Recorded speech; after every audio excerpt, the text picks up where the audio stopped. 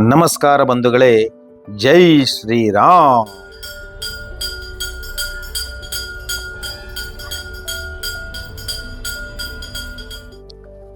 ಎಂತಹ ಪ್ರಕೃತಿಯ ಮಡಿಲು ಬಂಧುಗಳೇ.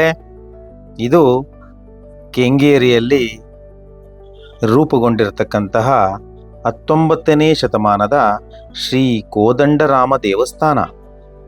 ಈ ದೇವಸ್ಥಾನದ ಆವರಣದಲ್ಲಿ ಶಿವಲಿಂಗ ಪುಷ್ಪದ ಮರ ಹಾಗೂ ಬನ್ನಿ ಮರ. ಇನ್ನೊಂದು ವಿಷಯ ಅಂದರೆ, ಇಲ್ಲಿ ಮೂಲತಃ ಒಂದು ಲಕ್ಷ್ಮೀ ವಿಗ್ರಹ ಇದೆ. ಅದು ಪ್ರಾರಂಭದಲ್ಲೇ ಎಲ್ಲರನ್ನೂ ಆಕರ್ಷಿಸುತ್ತಾ ಇದೆ.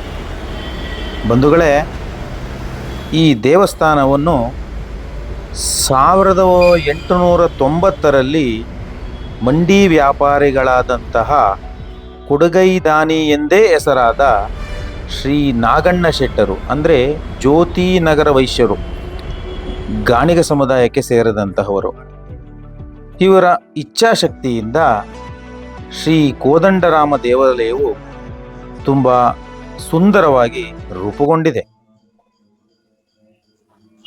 ಬಂಧುಗಳೇ, ಬನ್ನಿ ಸ್ವಾಮಿಯ ಪೂಜೆ ವಿಧ ವಿಧಾನಗಳನ್ನು ಒಮ್ಮೆ ನೋಡಿ ಸ್ವಾಮಿಯ ಕೃಪೆಗೆ ಪಾತ್ರರಾಗೋಣ.